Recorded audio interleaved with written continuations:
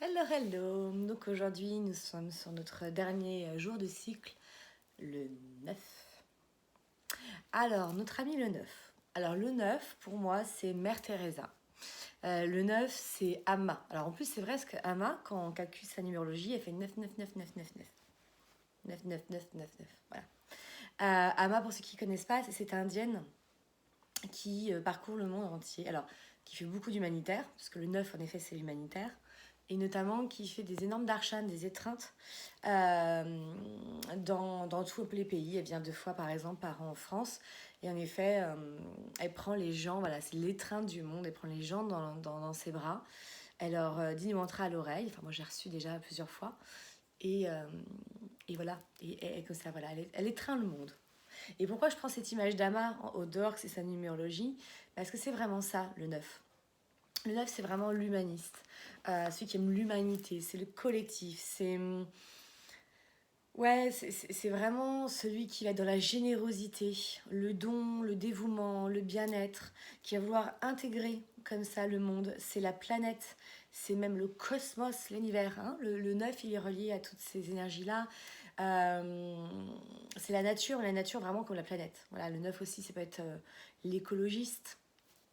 Voilà, c'est le voyage. Le 9, il aime tout ce qui est novateur.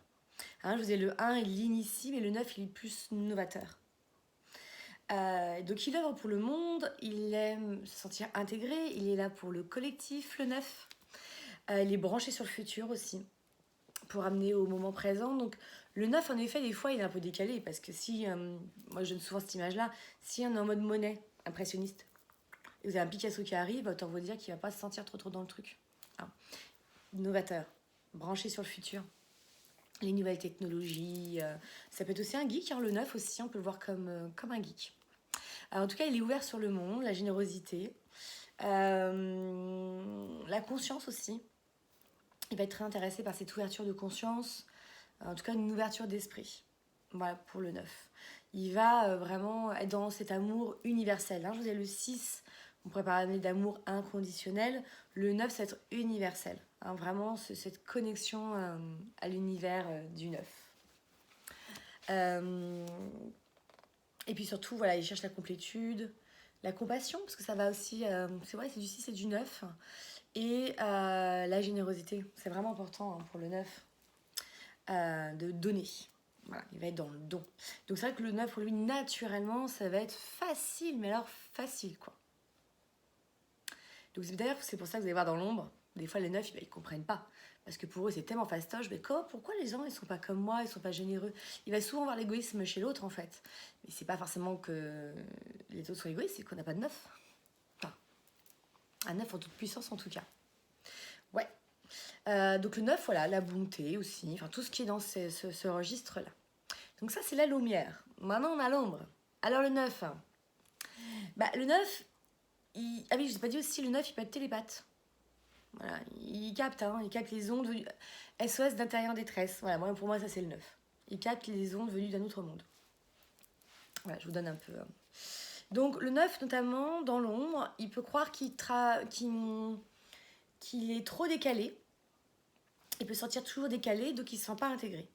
Et si il se sent donc décalé comme ça, c'est ce qu'on appelle le syndrome de l'étranger. Donc, soit il va être en suradaptation, pour justement passer, pour être invisible, voilà, pour pouvoir s'intégrer dans le monde. Je suis comme monsieur, madame, tout le monde. Contrairement par exemple à du 1 ou du 3 qui sont plus originaux, le 9 c'est vraiment plus qu'il est décalé, parce qu'il est innovant. Et du coup, donc soit en effet c'est en mode invisible, on voit pas, je suis là mais je suis pas là. Voilà, comme ça je m'intègre tranquillement dans ce monde. Ou sinon, si, alors ça c'est l'autre particularité du 9, il peut cultiver le côté surdécalé, complètement inadapté ou incompris. Par exemple, justement, vivre en dehors du monde. Je pensais justement à des fois ces jeunes qu'on peut voir qui vivent dans la rue avec leurs chiens, complètement décalés des règles de la société. Enfin, dans l'idée, ça peut être voilà, du 9, c'est voilà, je vis complètement décalé. Ou je vais toujours à contre-courant. Bah, quitte à être décalé, hein, autant assumer. Mais là, c'est du trop. Il y a une espèce de culture de ça, en fait. Il n'y a pas besoin d'en faire autant. Hein. Du coup, il va retenir ses projets. Et surtout, il va vivre à travers l'autre, il va s'oublier aussi. Notamment, par exemple, le travail du neuf, en effet, c'est de savoir donner et d'être dans l'équilibre et d'apprendre à recevoir. Il y a des neufs qui font que donner, donner, donner, donner, mais ils ne savent pas recevoir. Et en plus, quand on ne sait pas recevoir quelque part, c'est une forme d'égoïsme en fait. Parce que, oui, parce que donner c'est super agréable. Moi personnellement, j'adore offrir, j'adore donner, etc. Donc, quand une personne ne sait pas recevoir, elle empêche l'autre de donner. Et donc, en effet, je vous disais, la générosité du neuf, on peut aller à l'égoïsme. Le neuf, il peut être hyper égoïste, mais égoïste dans le sens de...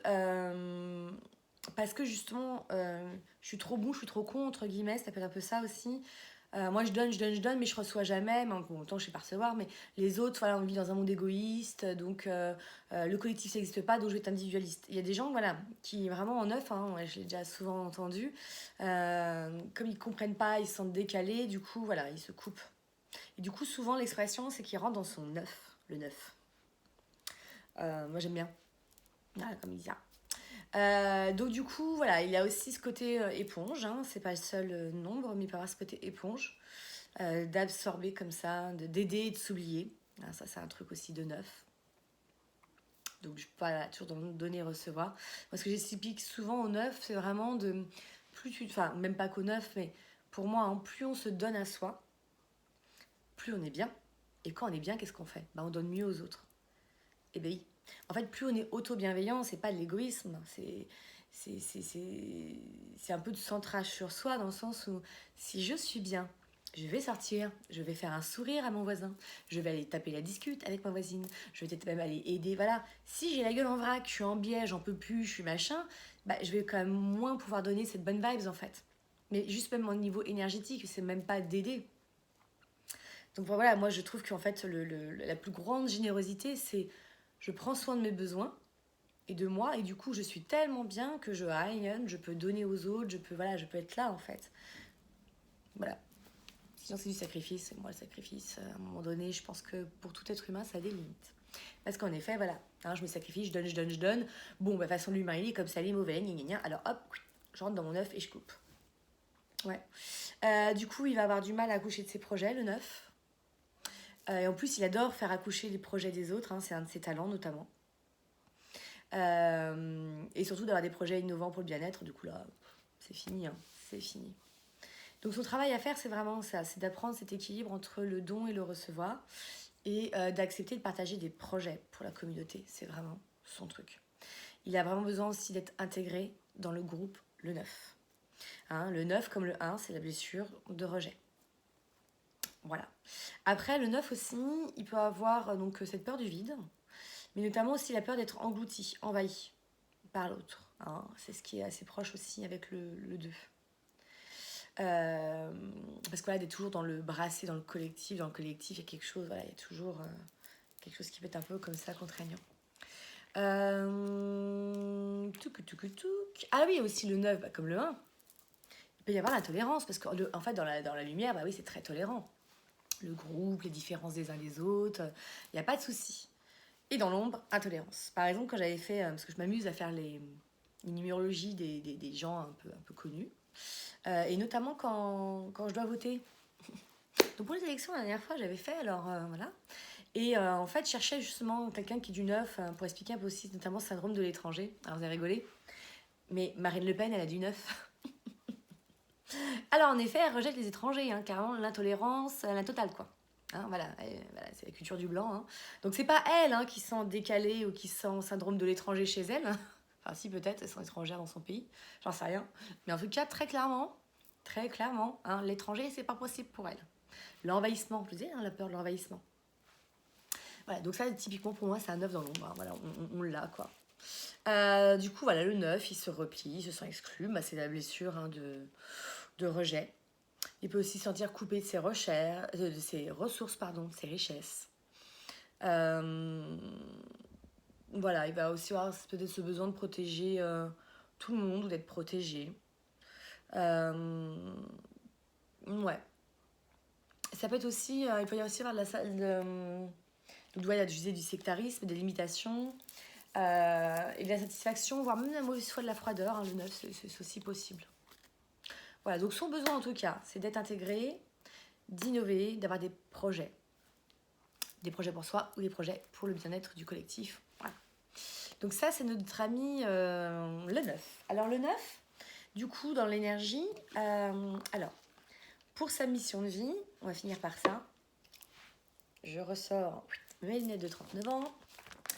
Alors, donc, c'est le grand engagement, l'éveilleur voilà, de conscience. Alors, j'accepte de cultiver la bienveillance et l'ouverture d'esprit afin de manifester un nouveau monde de vie. Non, un nouveau monde. Oui aussi, un nouveau mode, mais en ce moment on est dans le nouveau monde. Hein, pour le bien de la communauté. Son charisme, c'est la générosité. Ce qui est super intéressant, notamment pour des personnes qui, quand on fait le jour plus le mois, et ça donne 9, ça veut dire qu'après, pour calculer en effet l'année, hein, je vous dis, on fait le jour, le mois, plus l'année en cours. Mais en fait, c'est comme si c'était un miroir. Le 9 à chaque fois, hein, en fait. 9 plus 2, ça fait 11. 1 plus 1, ça fait 2. Donc en fait, quand vous faites 9 plus, c'est toujours un miroir. Et donc par exemple, les personnes qui quand elles font le jour plus leur mois, donnent un 9, elles sont automatiquement alignées avec l'énergie du monde. C'est-à-dire pour eux, ils seront en année 4. Donc vous imaginez un petit peu, vous avez votre propre année personnelle qui est en année 4, et en plus, l'inconscient collecté fait en 4. Donc là, c'est bingo dingo. Donc en effet, ces personnes-là, souvent, ces petits 9, enfin ceux qui ont du 9 à cet endroit-là, en tout cas, ils sont très très très fortement reliés aux énergies ambiantes. Donc moi, souvent, je leur dis, attendez, en ce moment, vous avez vu un peu comme c'est Bagdad, attention. Donc moi, je la fais beaucoup travailler sur l'inconscient collectif.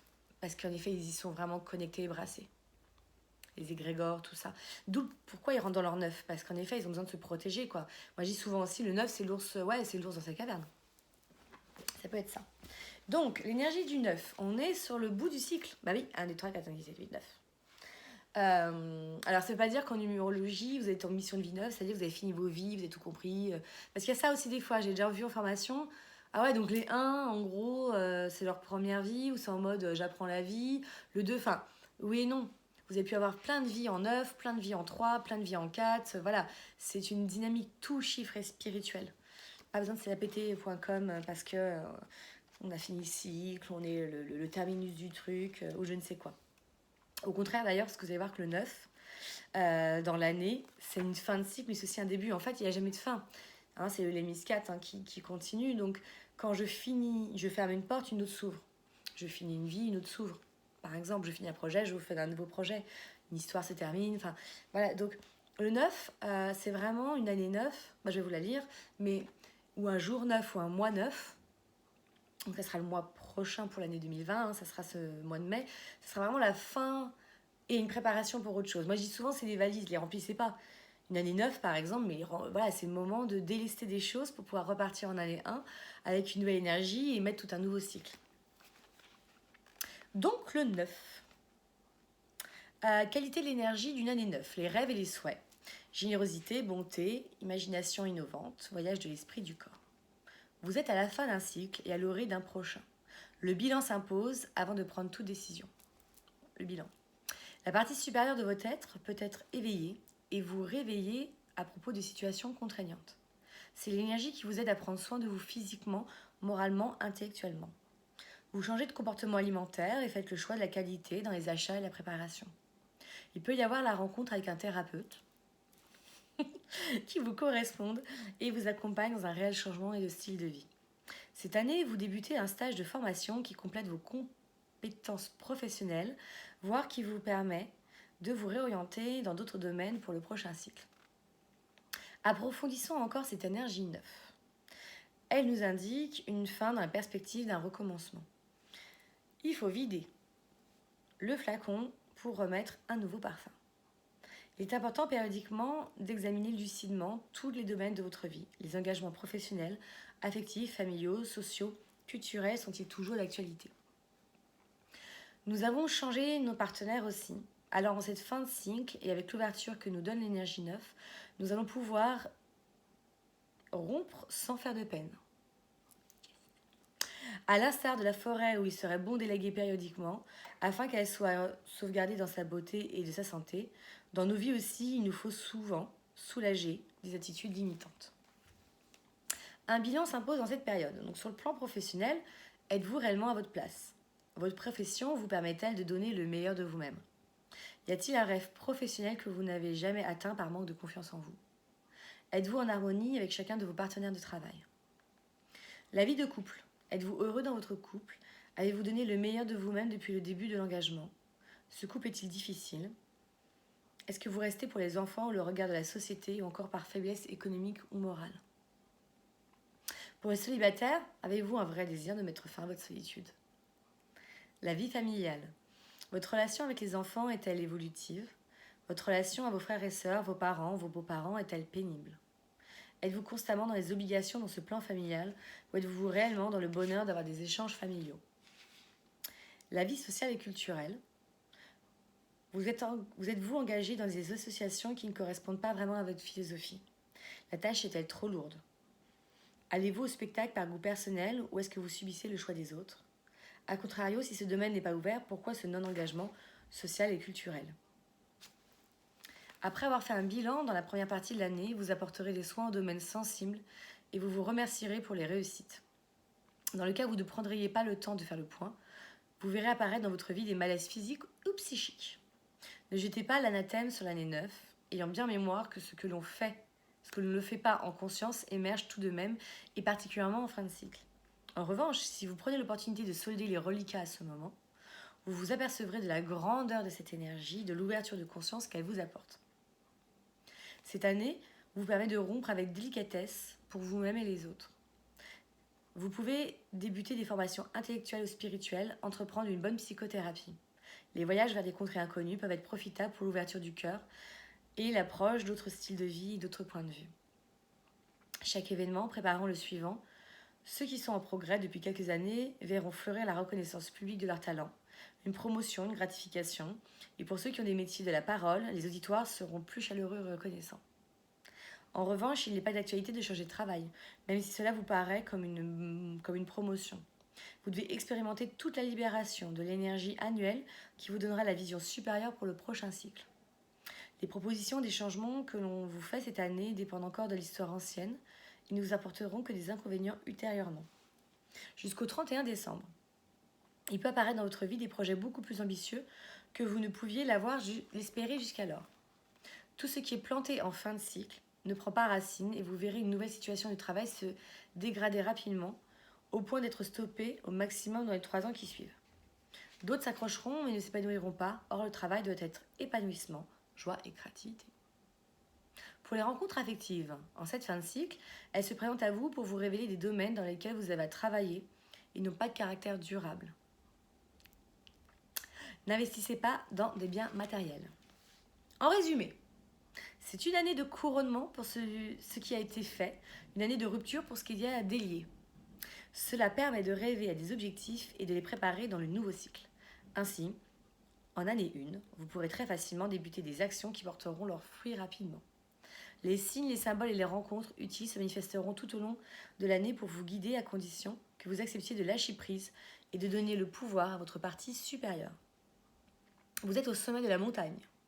Votre vision s'élargit et vous permet de faire la synthèse de tous les domaines de votre vie. Ayant acquis une vision globale, vous pouvez tendre vers le meilleur. En vous réservant des moments intimes de présence à vous-même, vous créez les meilleures conditions pour que les synchronicités apparaissent et vous servent à créer un nouveau modèle de vie. Nos frères aînés nous ont confié la prière, la méditation, le recueillement, la purification du corps et de l'esprit. Ces disciplines sont à entretenir particulièrement cette année pour trouver votre centre. Celui-ci procure le calme nécessaire afin de ne plus être influencé par les désirs émotionnels qui n'ont rien à voir avec l'objectif supérieur que vous êtes fixé avant l'incarnation. Vous êtes prêt maintenant à débuter le cycle avec l'énergie du 1. Voilà, vous avez toute l'énergie 9. Moi j'étais en année 9 l'année dernière et c'est typiquement ça. Mais vraiment, hein, je suis partie en voyage humanitaire début janvier. Ça m'a ouvert la conscience. Donc on était au Sénégal. Sur une autre culture, sur aussi notamment la polygamie. J'ai eu droit à ma petite expérience. Là, voilà, des religions différentes. Bon, moi, je voyage depuis que je suis petite, j'ai cette chance-là. Donc, je suis très ouverte aux différentes cultures. Mais entre être ouverte et vivre dedans, et voilà, les différences, c'était quand même juste passionnant. Et en effet, sur la fin de l'année, enfin, vers septembre, c'était trop lourd pour moi de porter le fait d'être j'étais quoi déjà? Présidente, voilà, de l'association justement. Et donc je me suis désengagée pour notamment m'engager dans des nouveaux projets qui sont de partir à Marseille. Donc je suis en année 1, et je commence un cycle avec en effet ces projets de Marseille, etc. Et j'ai pris ma décision justement l'année dernière en fin d'année. Donc ça se traduit bien. J'ai eu une relation en effet en fin d'année comme ça, qui était vraiment là pour me montrer certaines choses. Donc vraiment l'année 9, c'est... je récolte ce que j'ai semé pendant 9 ans. C'est ça, hein. Moi, l'année dernière, j'ai eu les cercles de méditation qui sont venus tout seuls à moi. Hein. On est venu me chercher.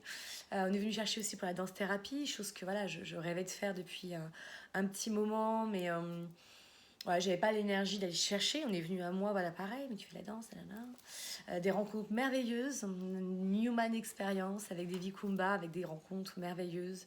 Vraiment une année ouais, sur le thème du collectif. C'est vraiment une année assez importante. Et en même temps, j'ai l'impression moi, d'avoir retraversé dans cette année un peu tous mes traumas, en tout cas toutes mes grosses expériences de vie. Ouais, j'ai l'impression d'avoir retraversé tout ça aussi pour faire un point, justement, pour faire ce fameux bilan. Voilà, donc nous avons vu les 9 chiffres. Après, il y a plein de choses qu'on peut faire en numérologie, on peut regarder les prénoms, etc. Mais là, déjà, vous avez voilà, tout un peu les grandes ambiances maintenant de la numérologie. Très belle journée à vous.